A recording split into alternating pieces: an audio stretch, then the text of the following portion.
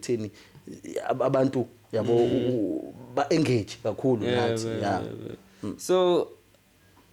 senzo sekhona igame esifuna sidlala yabo 2-1 must go yabo since we are about to wrap up, but then it's a podcast edition. Angifuni uzizwe under pressure, but then angifuni uthatha ama side amabili. Uyayazi nje ngiyashesha ukubheka ukuthi sidisile uzaze kuphuma i-distract. That's a perfect distract. No, I say it of it. We just want to see experience yakhe because naye umuntu owalandela ama podcast. He is a podcast. Uyayazi into ayithanda, uyayazi into engayithanda. Yabo. So uzoqala lapha top nomuntu ade sanda ukukhuluma ngaye manje. Mhlawumbe phakathi kwa Mac G no DJ Sbu. Eish. Yo. But one must go lapho ke. Audio Jungle. What's up everyone? It's your boy Aphelele Ndwandwe. Given actually. Hey, about the time of course. It's Given Ndwandwe and I'm back with another episode the Flow. Today we have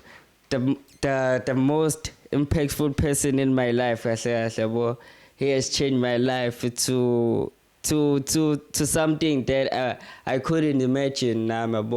Nokuthi nje akwazi nokubelieve to and seeing nje abantu asebenza nabo that shows ukuthi yabo ibelieve yakhe ayigcinile, but then khona nabanye abantu aqhamuka nabo bese yabo kuthe ngene lana abona aba like the people like abalingana nami bengabeka kanjalo and I was inspired about so Kelovutulo is doing things that I go to zenzela yena kodwa khona abantu ahamba nayo igama lakho lumngile, a podcaster, entrepreneur. He's going to experience all this. Someone yeah kamba kahle no, it's a pleasure nami ukuthi ngibe khona kwi Flow podcast because I believe that I'm a friend also nami. Yeah. We're friends like us. Everyone knows umuntu ofiyala is a friend. Everybody can come through yabo as we have like this is a special edition kahle yeah and siyabonga ukuthi ugcina ufikile so nje chazela kabanzi ngaye nokuthi usukaphi and we want to know because he's working behind the scene a lot yabo because you wouldn't see yabo how much hard work he puts in everything that he does and as I'm listening to him nami ngithola leyo growth leyo yabo as we go to get more wisdom kwizinto azobezisho lapho yena sengasichazela ukuthi ubani usukaphi kanjani story sami mfethu ukuthi ke I've explained it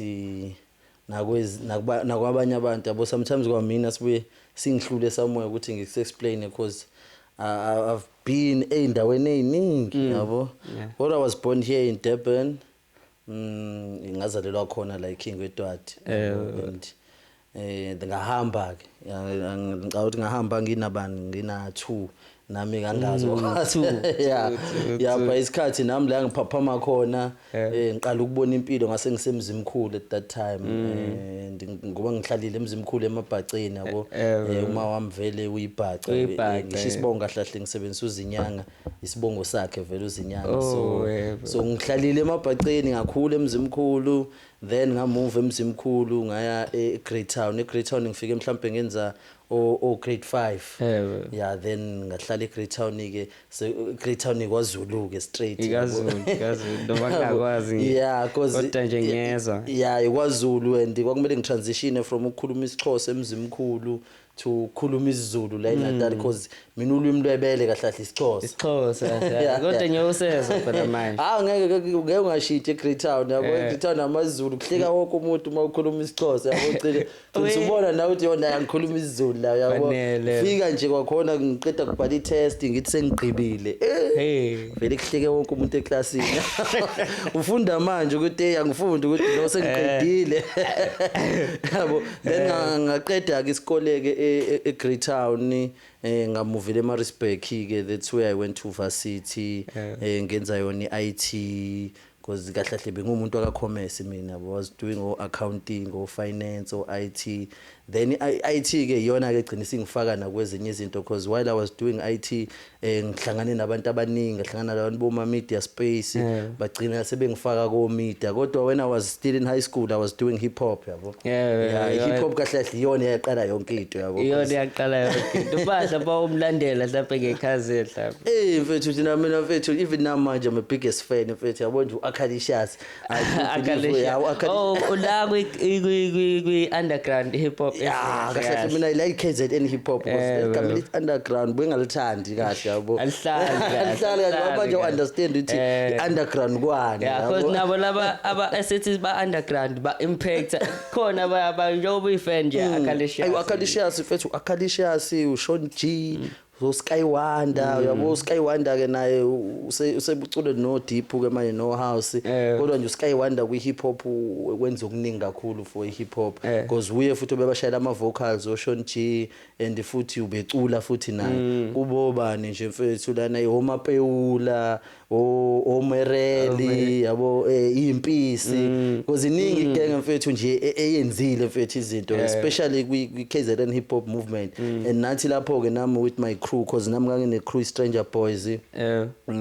Stranger Boys nakhona sasibaningi yabo we ended up being 6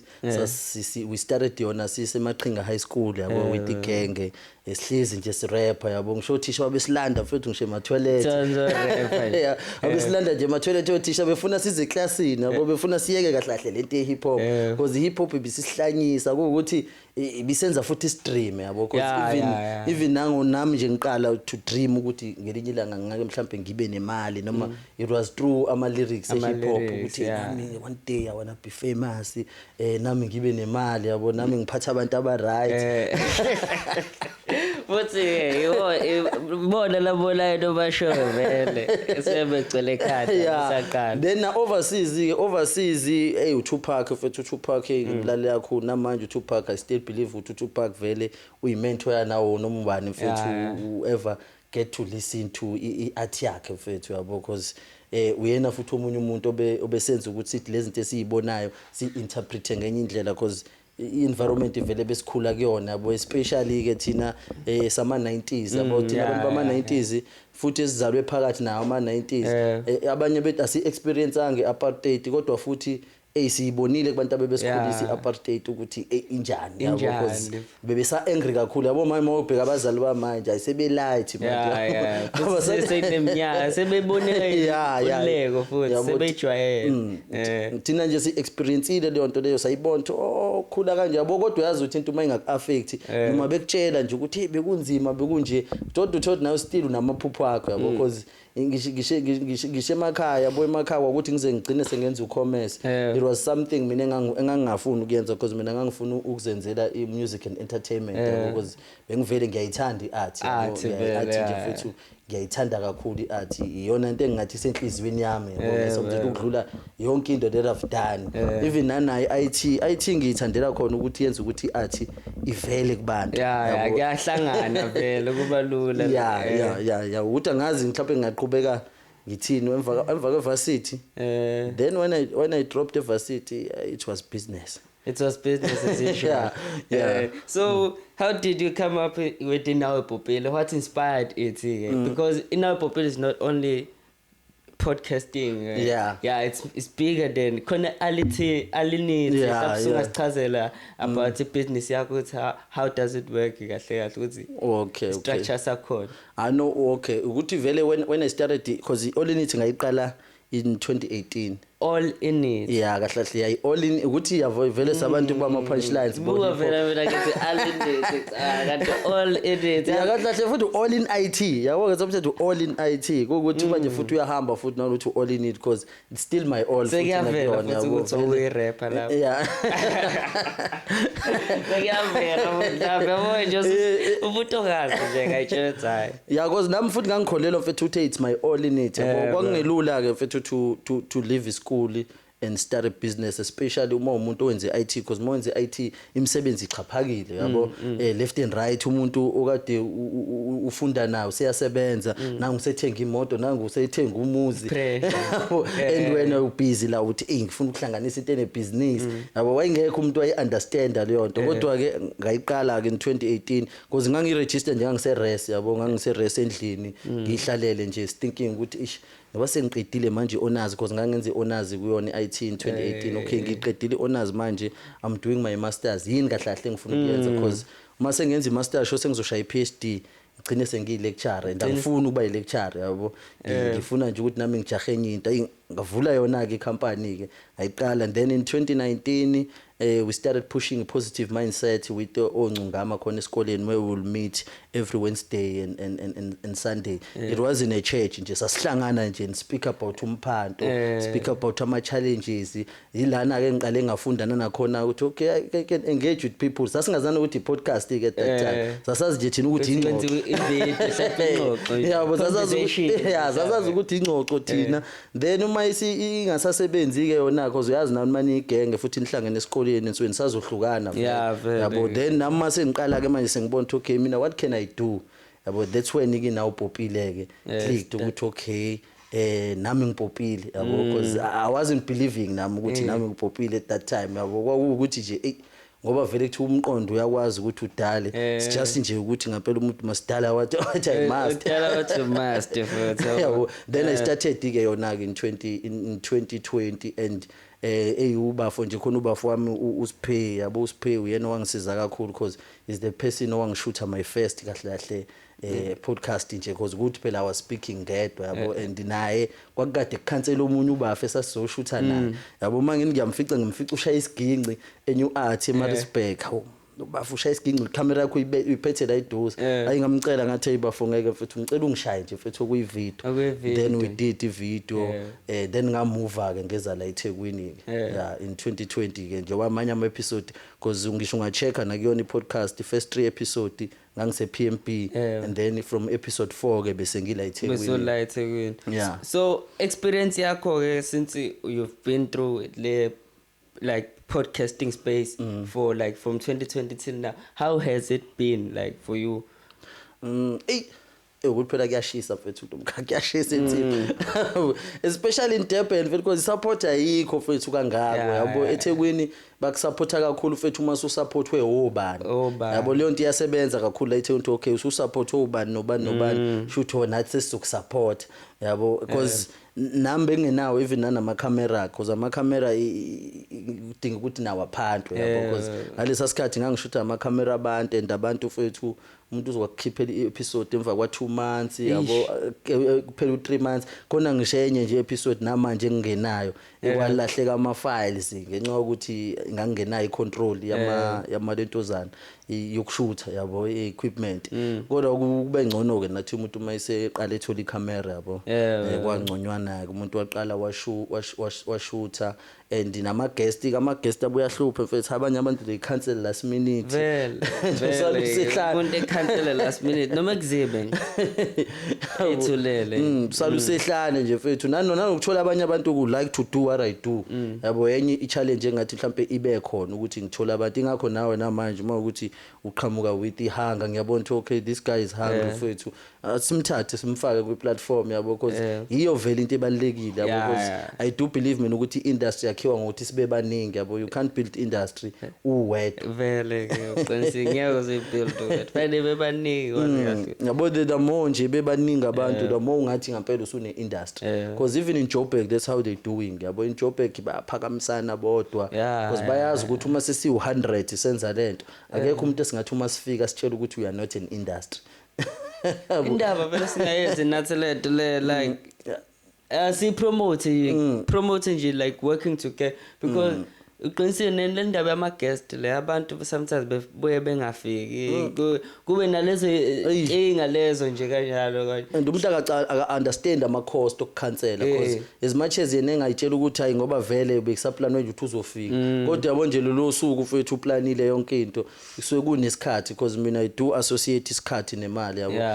kahlahle yonke into isikhathi esiyimali yabo because lokho osuku ukwenza lokho osuku umosha leso sikhathi kusona akuyona into kahlahle osuku uyikhokhela into osuku uyikhokhelelwa isikhathi yabo because i-value vele isesikhathini futhi so ama challenges ke akhona mhlambe ungasho ukuthi imaphi mhlambe kuyona industry fethu nane genge enye ke ibuye ingafuni ukuletha amanye ama guest yabo eThekwini fethu ama guest akhona ama guest nje fethu even kwayena uAkhalicious yabo uAkhalicious fethu have been one thing uAkhalicious nje kwi podcast for isikhathi eside yabo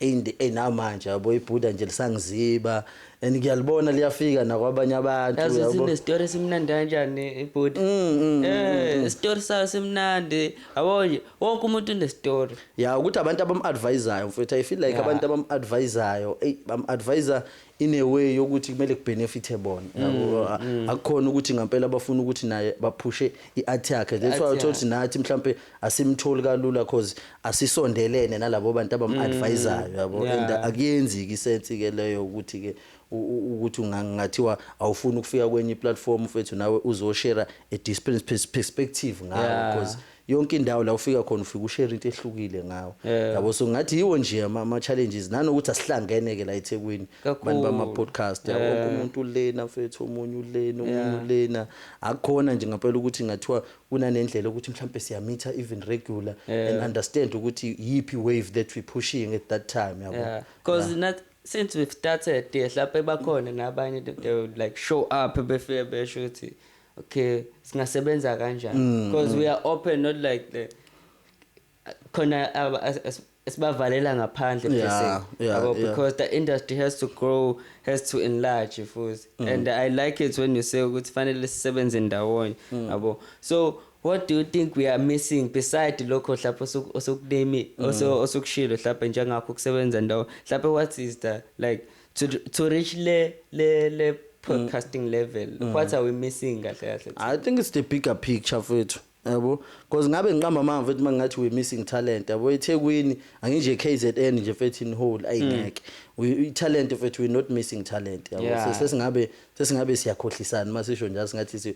I think I bigger picture fethu understanding ukuthi uma ngiphakamisa nami uzophinda ungiphakamise noma nawe uzophakamisa omunye nawe uzophakamisa omunye because vele that's how they doing in Joburg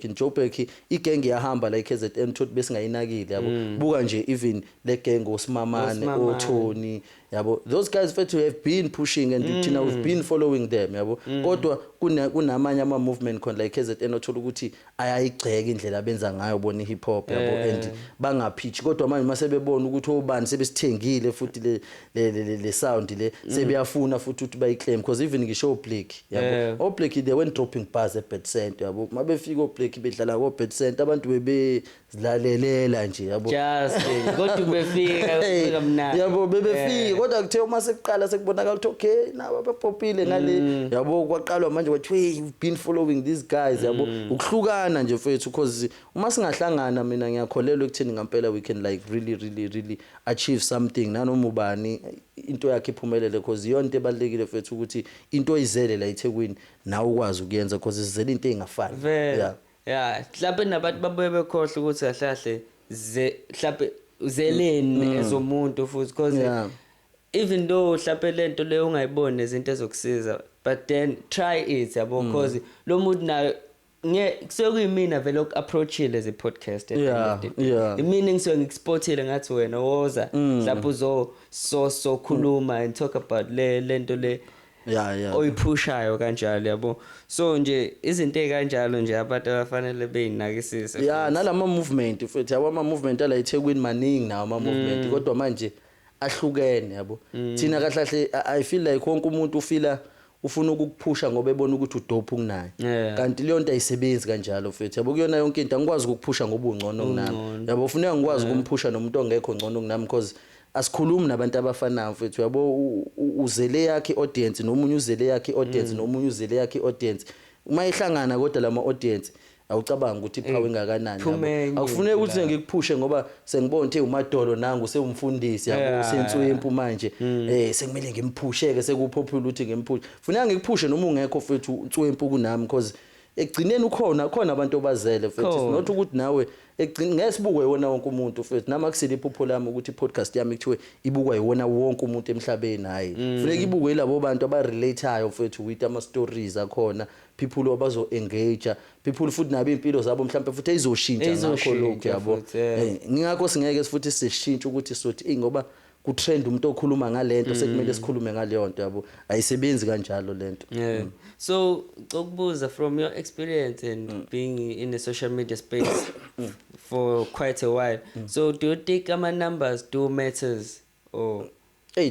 do mfethu they do as much as ngingacabanga ukuthi they mean something ngawe yabo kodwa they do matter because iwona phela khokhayo futhi yabo uma singathi they don't matter singaziqaba mara sesingabe siqaba mara uma singathi awabele kodwa futhi awasho lutho ngecontent yakho yabo because akhona umuntu ozoyibona mhlawumbe na 20 views ayitshela ukuthi kushuthi content yakhe iyabheda no awasho yabo awasho lutho asho nje ukuthi shuthi at that time in terms of marketing nane exposure nanokuthi uvele kubantu ayikakafiki ichance yakho yabo ingakho kusuke kumele uwafake especially ama video futhi ama video ngangakhokhi manje izokukhokhela 30 years yabo 30 years later khokhele futhi ngendlela ongakazi understand now should you invest yabo yabo iyona vele indlela kumele siyibuke ngayo lento yabo as much as nathi ke futhi kumele sizame ukuthi si promote nathi yabo enrich more people in terms of numbers kodwa nje akufuneki ukuthi ese udikibale because baningi futhi nabantu abadikibalile athi umuntu ngoba sengikhiphe 6 episode mfethu ngoba abantu abangakusho ukuthi ayikho lento engenzayo yabo kanti funeka uqhubeke yabo even nami uma gym ngiqala ukubona uma gym kwakuyibo 2018 qala ukubona babesashuthela lapho babesashuthela endlini yabo thina sasazi ukuthi ingxoxo ke yabo kangaka into engayibikho lento ukuthi ayo podcast sasazi thina sasabona amagama athi sasabona thina beyixoxela nje mfethu ndibuka na ukuthi uze into yakhe yapopa kahle kahle ngo 2020 it was 2 years later mfethu and content yayisingakanana sebeyifakile kodwa ithe uma isipopa yabuyisela yonke nale content le kade ikhona behind nayo manje uma ufica ama views ayo nayo manje usungathi akazi abe umuntu ongakazi abe nama views nami yazi bengakhuluma iqiniso like recent like about weeks yabo ngithe sesidrophile le episode le noMadolo Mkhize you can go and check it out yabo so ngiyacabanga nje yabo like nezinto the effort I'm putting and seeing the numbers ukuthi okay this thing I'm doing it but then people are not engaging as I would like them to but yabo ngoba ngendlela songitshele ngayo nami sengifikelele icebo lokuthi it's not like I'm doing it for now but it's for the long term investment I vele yona phela into ebalekile futhi future because the future ungas write off manje kodwa kwe future you can't always bidela for YouTube because 100 years yobisa khona ivideo ifakile online yabo 200 khona abantu abayobe besabona umkhulu bembona kuyona leyo video kuthi hey naku umkhulu yabo ungasekho kwawena yabo and iyobe futhi saspark ibrain yakho umuntu futhi ngaleso sikhathi ukuthi enze something futhi yabo kuyiyona into esifuna ukuzoyishiya vele la emhlabeni because umhlaba mfethu akusiyo wethu khona umjida wami mfethu Akhila esasifunda naye wayehleze shothi this world is not ours mfethu we borrowed it from our children and nabo futhi it's not theirs nabo yabo they borrow it nabo yabo kuyiboleka nje lento siyigijime nathi siyidlulisele kwabalandelayo yabo so khona le saying ethi you must leave the place better than you found it mina ngakholelwa ke kulonto kakhulu ngiyakholelwa kakhulu funeka la ngifika khona ngikwazi ukwenza impact khona izinto engimele ishintshe I can't show up ku space mfethu izinto ngihambe ifana yabo should I didn't do anything qinisile and you've made a lot of impact ngiyamfoqa mama the hard work consistency ikhona and I love it bese nangendlela osebenza ngayo nangendlela nje okwazi nami ungibekela indawo yami ungihloniphe njengomuntu omdala and I appreciate it a lot ilokho kufunakalayo phela futhi ilokho yabo so what is your take on when it comes to ownership as a black human being kubalekile mfethu. Specify because we don't talk about that a lot. At least iona noma inkuku ke mfethu. Ona noma inkuku wethu. Kodwa ngiyafuna kwena something. Yabo vele mhlawumbe uhlukananga nango 200 rand mfethu. Kodwa nje yona ship ethe ibalekile mfethu. Yabo yona into phela thina esingayinaki especially thina odakhe because mawubheka thina mfethu sonke sifuna ukuthi yonke into okuhlezi kweyabanye abantu yabo balekile na uthi bekhona into yakho because sometimes yabo uma uzobheka mfethu mina ngenze example ngegenge le yakudala yabo igenge le uthi bisuke emakhaya iyosebenza koGoli yabo koGoli bebeqashile bebenza yonke into kodwa omama kade bebashiya emakhaya bebenza sure ukuthi imali yokuthi mhlawumbe kutholakala inkomo noma kutholakala imbuzi noma kulinywe noma kwenziwani bekwenziwa sure ukuthi ikhona so lapho bethi noma ephanta kodwa ebenayo into yakhe yakhe nje mfethu engeke izikhulumise yabo azothi uma esethi ayikhathele lempilo la emadrobheni abuyele kuyona yabo manje uma ukuthi ke onlutho ke uzobuyela kwini lutho vele safanele uyoqala ufake CV lapha uqalele phansi so ngisho ona music yabo uma ukuthi uyacula mfethu music register music wakho mfethu ungishathwa udumile yabo ngishathwa ukuthi go Spotify uthola 100 uregister kodwa music ikubona zonke indawo ungaregister kuyo because awazi ukuthi uzo relate kanjani nabantu yabo kule space art mfethu iyona kahle into engathi iyashaya kakhulu because iart yakhe uyazi ukuthi ingaduma nini ungashaya iart manje uthola ukuthi umusic wakho thina so relate now 5 years from manje and so relate now ukudlula yonke into esingabe sirelate nayo ngaleso sikhathi uma ukuthi wena uyekile kwaungaregister wathi ngoba abantu abayibuki lento yabo uzoba nenkinga yonke into kubalekile ownership futhi ownership ngangithi owner noma inkuku ke yabo owner noma inkuku mfethu owner noma inkuku mfethu as I said ownership you must like learn futhi ownership it's part of a learning process nayo futhi thina futhi because igenge inayo futhi imali yabo nje ama artists ethu thina nanawo lawo esithi underground alanjiswe ilokho amaningi yabo izinto zabo aziregistiwe umuntu nje into uyishayile emoyeni yabo ufuna ukuba dope ngakubo ukuthi ngoba ngivunyiwe ngasekhaya kanti license futhi izinto yabo license izinto ukuze nabantu mabefuna ukuyisebenzisa nawo uthole something yeah because uyakhokha mfethu music make millionaires mfethu make ama billionaires Black Coffee is a billionaire manje mfethu it's true music FL Studio mfethu yabo nawe lo nawo mfethu FL Studio nje yabo na laptop le nama earphone phela mfethu yeah so to those like who wish to start a podcast what can you like say to them like cause baningi inkinga bazo ukuthi bengenza kanjani like abaqale mfethu yabo abaqale cause I feel like mina kuyona yonke into mfethu is to come up with the concept yabo uma une concept kulula mfethu cause you know ukuthi ufunani yabo uyazi na ukuthi okay nayi mina into engifuna ukuthi ngiyithole kubantu because sonke abantu mfethu they are so unique yabo and but different kamnandi futhi akukhona ukuthi vele sifuna ukubashintsha yabo awudingi ubashintsha ufuna wena ukuthola ama stories zabo yabo because si interestwa izinto ezingafani yabo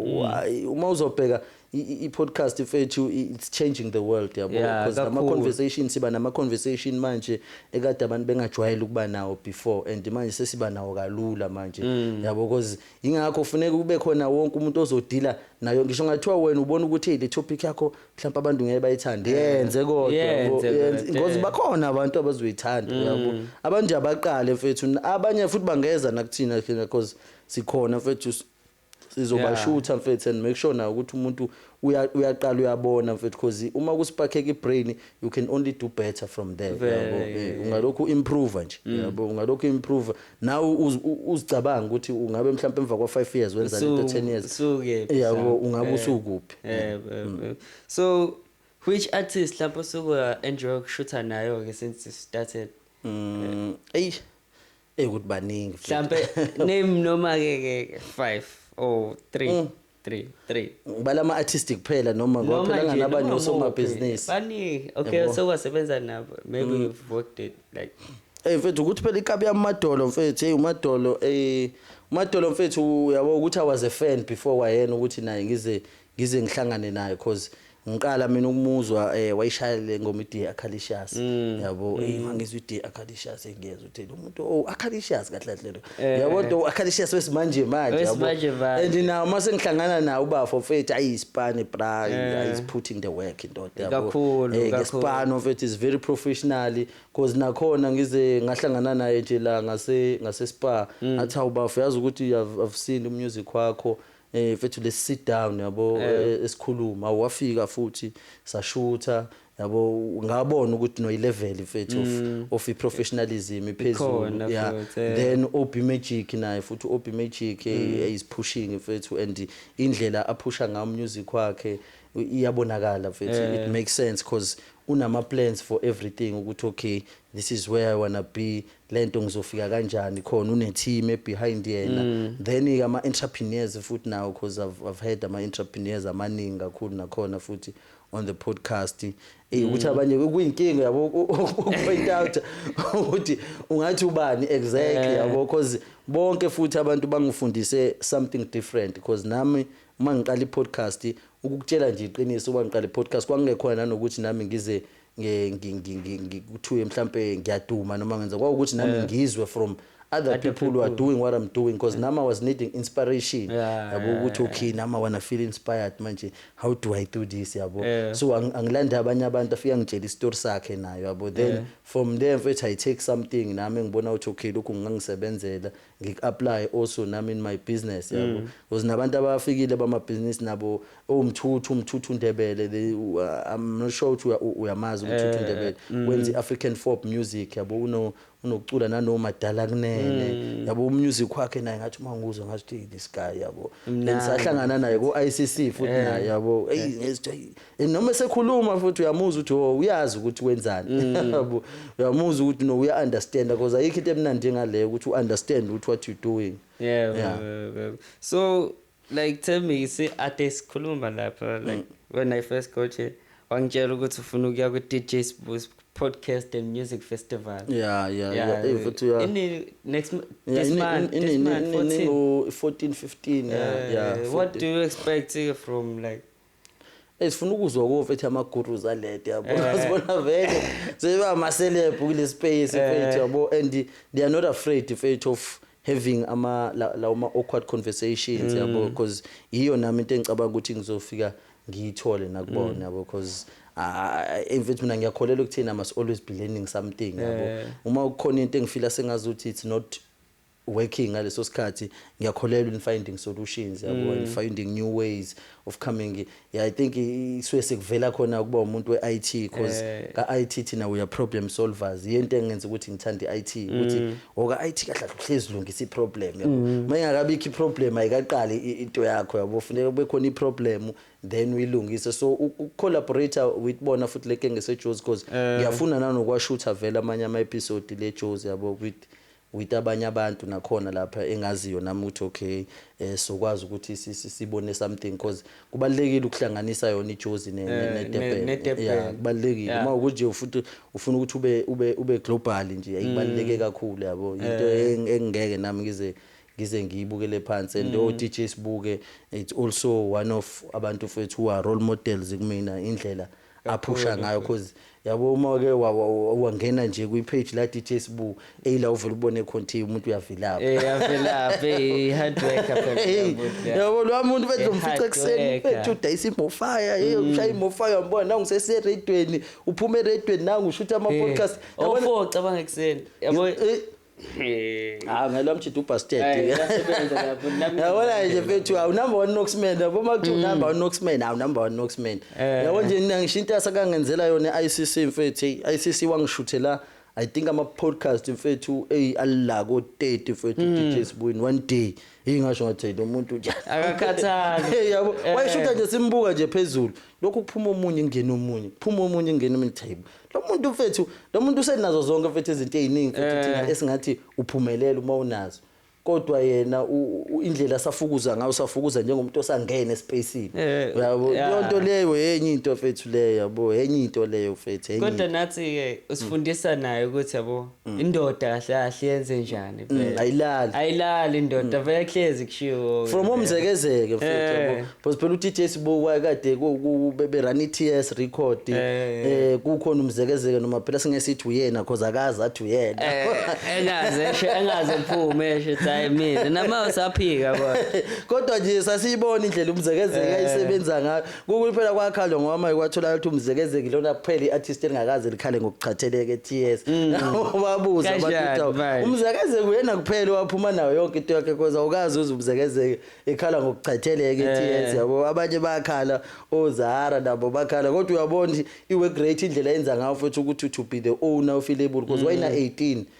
run iTS record yabo 18 wayina 18 years phela run iTS records yabo lo muntu uyabona ukuthi wayivele was born ukuthi enze lento yabo lo muntu urun record label uyistaff futhi kwakhona la kuyona into wenze into eningi then later turned into an entrepreneur yabona sepush more fire and we push ngathi akazi abe celebrity yabo nje from the ground nayo inspire kakhulu mfethu yabo even ngisho na incwadi zakhe nje I've read iBillionaire Under Construction benginazo nje noma phela zaduka because lento kububoleka abantu incwadi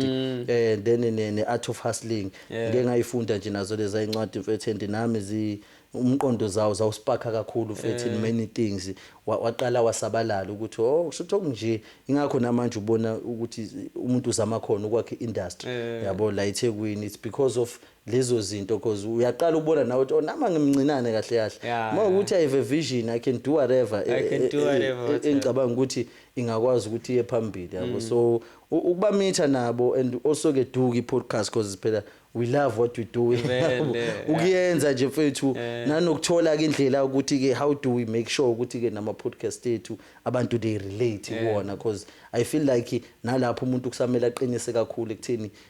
abantu yabo ba engage kakhulu nathi so senzo second game esifuna sidlala yabo 2-1 must go yabo since we are about to wrap up but then it's a podcast edition. Angifuni uzizwe under pressure but then angifuni uthatha ama side mabili. Uyayazi nje ke ngiyashesha ukubheka ukuthi sidisile uzaze kuphuma idistract. No, I say it of it. We just want to see experience yakhe because naye umuntu owalandela ama podcast. He is a podcast. Uyayazi into ayithanda, uyayazi into engayithanda. Yabo. So uzoqala lapha top nomuntu ade sanda ukukhuluma ngaye manje. Mhlawumbe phakathi kwa Mac G no DJ Sbu. Eish. Yo. But one must go lapho both radio legends manu Mac G as a person noma mhlambe iPodcast and Chill nje podcast and chill I want to make it a Hustlers Corner ne podcast and chill which do you prefer maybe the most yabo yabona ngathini mfethu uphela nama mechila futhi yabo yabo amechila nami kodwa futhi no DJ Sbu mfethu DJ Sbu is always podcast yakhe mfethu ikhuluma kakhulu ngezinto engirelate kuzona yabo because uhleze letha abantu uma uzobheka iHustlers Corner nenawo Popile ama similarities maningi yabo because izinto esifuna ukuzazi sifuna ukwazi yabo lezinto uthola ukuthi abantu consciousness kakhulu then o Mac G fethu they are playful yabo abantu babantu vele yabo badisha bedishile yabo kodwa nje fethu podcast and chill must go yabo Damanga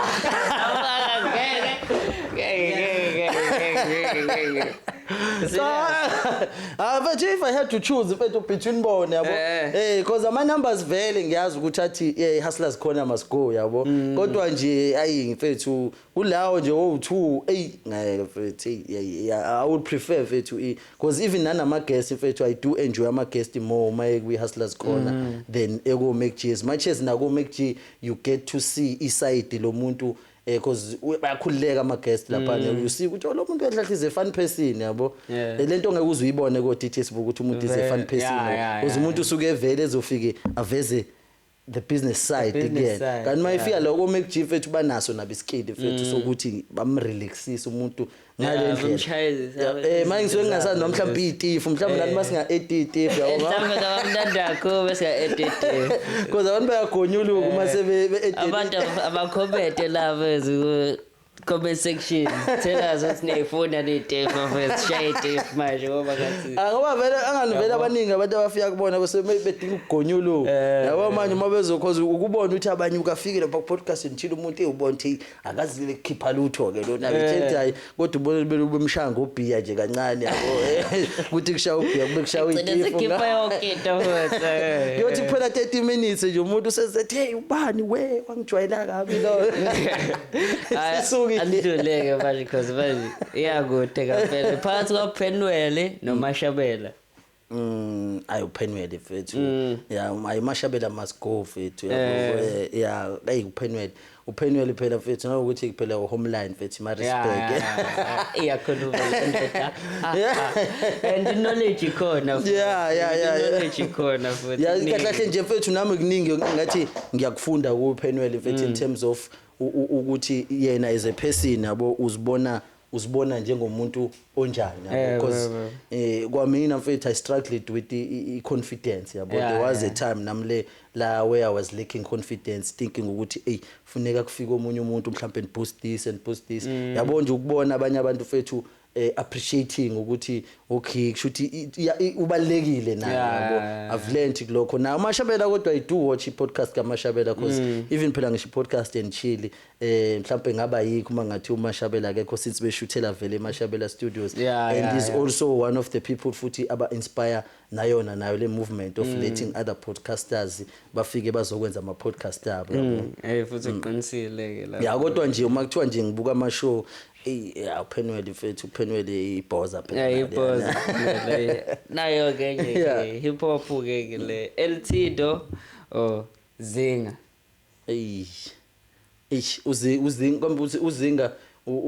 uzinga wayobani kambe usmashes usmashes noma lo waye usmashes before besapusha ako phela uLTdo cash time besapusha cash time usmashes before ngicathu ube uzinga manje phela thingbo ayingeke fethu uzinga fethu akunankinga nawe mayinika kodwa nje uzinga fethu must go Eltido phela na is a legend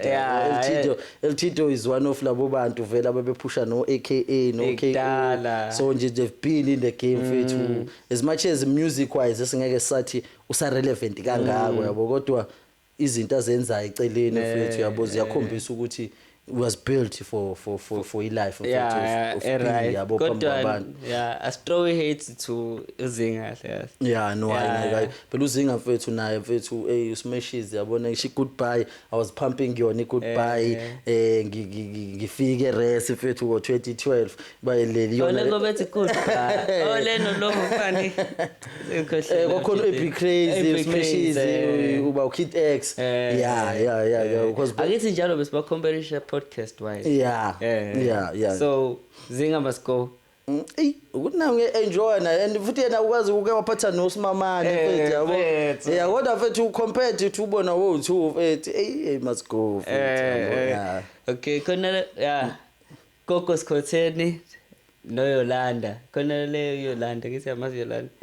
Yolanda lo phuma kwi Big Brother no ngiyambona ngakuyolanda must go mfethu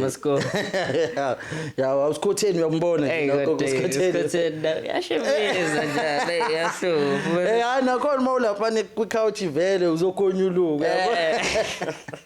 vele balabona vele baphusha uma venting yabo I feel like now vele iaccount kakhulu yodwa ukuthi when i-podcast yakho futhi oyenzayo ikanjani because yabo uma ukuthi wenza i-podcast always covering celebrities vele you are bound ukuthi khona trend yabo even nanokuthi mawukhuluma ngalama topic futhi abantu abahlezi befuna ukwazi izinto enemjolo phakathi ukuthi ubani bentshontshana nobani ubani bese gossip ngobani yabo lezo zinto uyabazi kabantu yabo bayithanda vele yabona noma ngathiwa sengiyafika sengiyasho nje sengithi ngalezi 2018 ngangilala nobani nobani ngasuka kubani ngaya kubani ungabona ukuthi ngatrenda kanjani ngatrenda left and right yabo kodwa nje lapho uyolanda because semusha futhi nasegamini uyolanda yabo usemusha kakhulu ne energy yakhe ke futhi ya counter ke lapho vele yena she's very good futhi ekuthini enze yona le podcast and I have no doubt nami ukuthi naye will keep growing yabo kodwa uSikhotheni useyihambile indima uSikhotheni useyihambile uma ubheka nje eventing podcast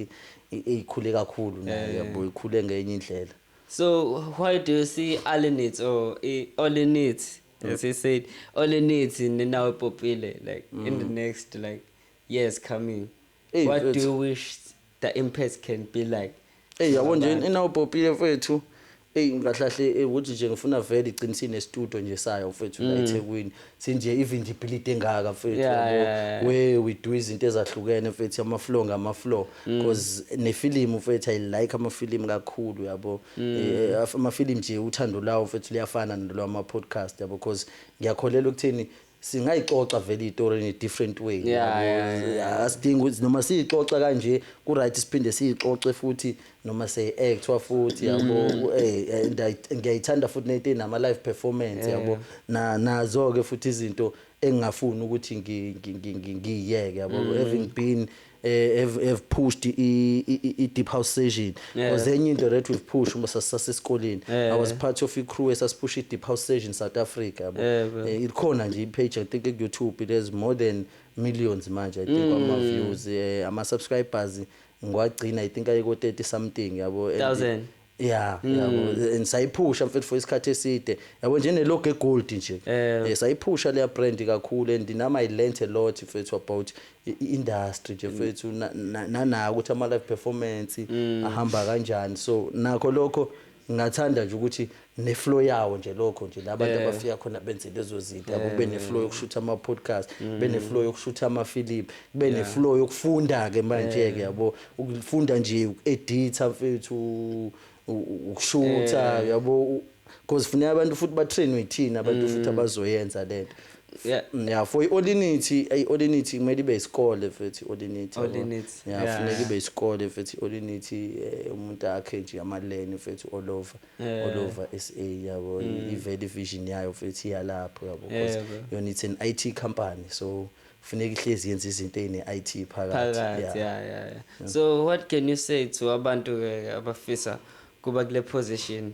lo sukuyona because you explained your life and I know ukuthi khona umuntu ozo inspireka naye efisa na ukuthatha igxathu mhlambe empilweni yakhe efisa ukufeza amaphupho akhe what you can say to them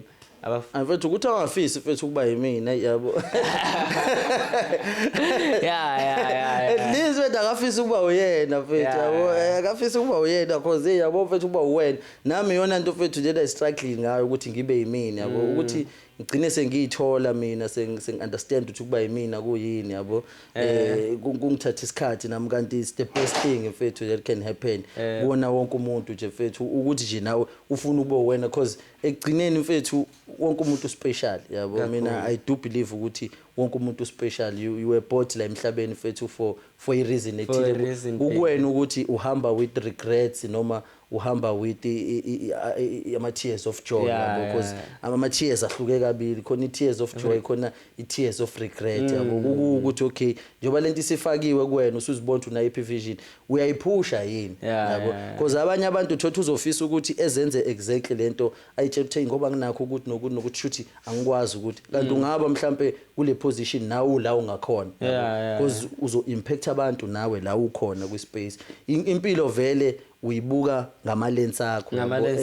and ama lens akho iwona kudecide ukuthi okay who can you be because ungathothi ungaba kwi position ungabi happy yabo nayo bento ebheda ngokufuna ufana nomunye umuntu uzoba nazo zonke izinto anazo kodwa futhi manje ubesekho yabo siyakufica usedi kuze kushiwo ukuthi awunayo nje imali yabo kodwa manje uset yabo ingoba you are not wena yabo kubalekile futhi ukuthi umuntu nomuntu abe uyena yabo nokuyifaka ke futhi ema spaceni yabo uma umuntu futhi search ngento oyifunayo futhi iya kubantu rejectwa yibona yabo even nanawe yabo indlela owenza ngayo ukuthi baba baningi abantu ababengithinta online bethi bafuna ukushootha ama podcast abanye namanje asikaze siwashuthe la wena ulokhanga ulokhu uthi wafika straight yabo because uyayibona ilocation yabo lokho it shows ukuthi ngempela uyayifuna into yabo uma uyifuna into iya la uyifuna la ikhona yabo ungajiki la ikhona ungathi ufuna into lapha wena ufuna izela ngoba ngeke iziya yabo khona ukuthi bakureject mabe kureject abuya futhi ngakusasa yabo kuzothi kuphela u2 weeks bazobe sebekubiza nangegama yabo zobe sekunzima nokurejecta uma sebekubiza ngegama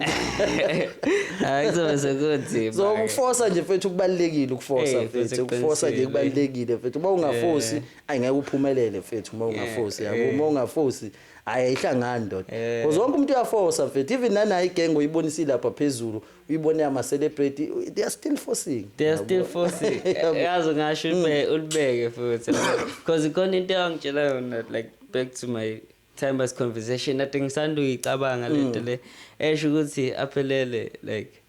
keep ungakhohle standard sakini yasazi standard yawazi ama expectations abantu bakile ukuthi ahla so now nami like as a person I have to position myself ukuthi yabo ama expectations ami ngwabeka kephi kahle so nakuwena mhlawumbe kubalekile lokho ukuthi ama expectations akho kahle manganani for yourself futhi singayithola nathi sesimacala njengotiri yabo futhi ayi ngoba indaba kamakoya mfethu ayi kodwa ngoba makoya ngekawo kodwa sengabuka lo radio like interview ate sekigagasa interview mini Dlamini yabo ayibo mini Dlamini mini something lo ungenisa no Felix lo ungenisa no Felix yabo nje noma bengagxilanga kuleyo conversation angazi noma yakudala noma yamanje because ade besanda ukuyipost ukuthi is in a good space nakhona desanda ukuposta ukuthi uzothatha ama artists aphansi naye kodwa mawubheka ngempela mfethu usho ukuthi ngabe mfethu bayashale bayayenza lento ekuthiwa bayayenza ngoba manje awuzaqondi mfethu phela bavelayo sesingabheka thini sekuvela ngisho nama video Leaje mhlawumbe sengashawa ivideo ukuthi akanayo kodwa evidence kodwa phela manje mawukhohliwe vele ungayithatha phi ivideo ngoba phela vele le case mfethu abamjaha ngayo kodwa phela wonke umuntu anithiwa vele ulentozana innocent until proven guilty yabo kodwa nje mfethu uyabona mawulandelwa into enjena mfethu empilweni yakho iyakhombisa ukuthi uma uyiceleb ngempela mfethu kumele uhlezi uwash because izinto zenzeka kalula kodwa futhi izinto ingakujikela kalula futhi kodwa nje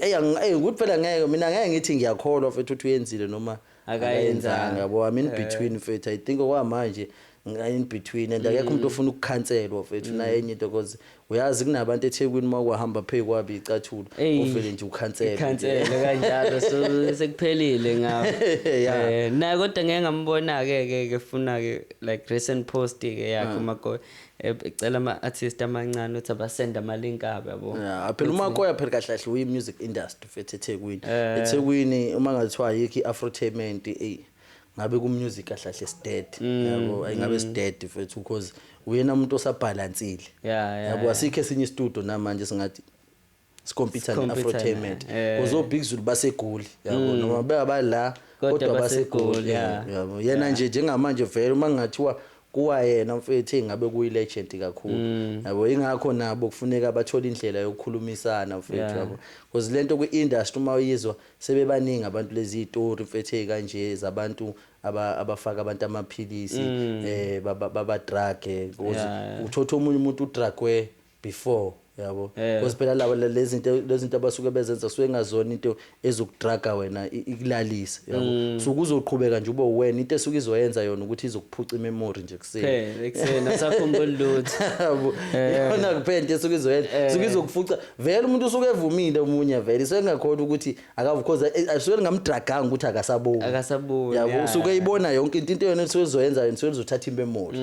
yabo ukuthi angakhulumi because phela uyazi uma uyiceleb ukuthi namantombazane vele ufuna ukupost yabo phela kulala notiri it's an achievement It's yabo abanye abantu uyabo nje amantombazane nje mfethu amsho maningi nawo mfethu akubona as an achievement vele ukuthi ngeke angafune ukufuna imali lokho eshutha ke left and right because uzolala futhi kwawena thatha izithombe umuntu akuthethe ngiyasiposta lesithombe njengamanje awusend u50,000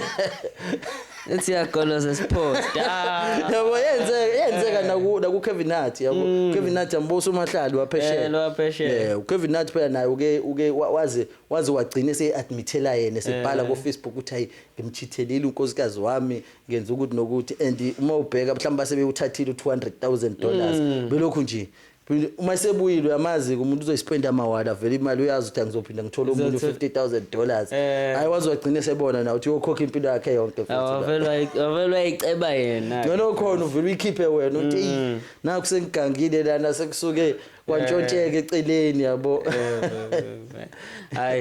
Like we had a great conversation. I really enjoyed it and nokuthi nje nezitori zakho ezimnandi eziculisayo and I really appreciate ukuthi kwazela ukufika wazosikela nje ikheke nje elimnandi futhi esokwazi ukuthi singabantu sifike sibaphe nasekhaya bekayibeka kahle yabo kodwa ke no homo njalo not did kodwa ke siyabonga kakhulu ke hey mfethu Pidona ngcono ngoba uthina kenzanga lento kaPididi ngabe ingcono hey ngabe kuyinkinga wena wayesenqumolova mfethu hayi yabona nje nama video mfethu umuntu ayiwezwa nje uMikmili behayiza kanje naye ayisinikanga umqondo kodwa ikhona le bubo mfethu ukuthi ingcolile mfethu iAmerican yabo nje iHollywood nje mfethu iyodwa mfethu iHollywood mfethu I think inamadimonayo mfethu ndiwona lamadimoni enza ukuthi vele isabalale kangaka emhlabeni because ukushuthi no BIG phela babenqumeka kwazi bani manje yabo studio singaka arapito hayi into yababhlungu nje mfethu mase befuna ukufaka uBlack Coffee kulento yabo hey yababhlungu mfethu abona ngisho iposter mfethu bethi should be bembambe ngale sandle singasebenzi hey nje mfethu ndi bra yangitraumatize le post yangitraumatize le post yabo hey uyabona vele umkhosi emzansi siyabonga kama la Kevin Ndwandwe and siyabonga ukuthi sijoyine saqasha izandla mfethu siyabonga for a nice episode ngomlumkile basifollowishe mfethu na online he can like tell us where we can find him basifollowishe nje mfethu kona wonke ama social media platforms now Popile Studios yabo ku YouTube now Popile Studios LinkedIn nakhona now Popile Studios Twitter mfethu now Popile Studios Instagram now Popile Studios Facebook yabo now Popile Studios then bangayifollowisha neOlinity mfethu because nayo kubalekile ukuthi bayisupport because iyona esalokhu isupportile yabo studio asikakenzi mfethu imali engako kodwa okwenzakala Olinity siyakwazi ukuthi kuqapakele ngapha yabo in terms of even nakho kubuy equipment because equipment yeOlinity kahle yabo so nje mfethu mabe supporta ndawo zombili because nakhona Olinity sivele sisaphusha yona lento yama talent yabo abantu sibavulela uma company laphana umuntu abe because ngiyakholelwa my artist mfethu you need something yabo ngiyona ownership lesikhuluma ngayo then sibenzele nezinye izinto abafuna ukwenzela music video mfethu basithinte nabo sibenzele music video yabo bafuna ama art cover basithinte nabo futhi because space nje mfethu uma ufuna ukuya online nje kahle sikhona yabo kahle konke ukuthola la ekhaya kahle Olinity and they can visit even ngisho website www.olinity.co.za and check nje neminye imisebenzi esinayo khona nje ne website yethu entsha ezayo yabo esiyifaka manje abantu bazokwazi nanokubuka i-podcast also on our website as much as sobe sisebenzisa ama servers aka YouTube kodwa nje uzoba umuntu esekwazi ukuthi ayibuke kuthina yabo and nakho it's going to make a difference if it's going forward as you can see ukuthi I'm sitting with a person who like is thinking about changing the way we like perceive yabo umhlaba, and through his own eyes we can see ukuthi kahle kahle how it is and how it's going to be, because even though he's talking about it, but it's become more realistic as you think about it. Nathi as umuntu esilalele, and we are really appreciate ukuthi ufikile ukuthi uzosijoyina sise studio sakhe ndo, but then noba ngeke zabreak nje kodwa nje sisendaweni yakhe vele. Phela ngikwenye podcast yabo. This is Friends Like Us podcast, is brought to you by Aphelele Ndwandwe Giving. You know the drill. Siyabonga kakhulu, and shout out to everyone who's supporting us. Keep on supporting us. Like, share, comment, do everything. We'll catch you on another episode. It's your boy Giving. We out. Yeah. Danko. Yeah.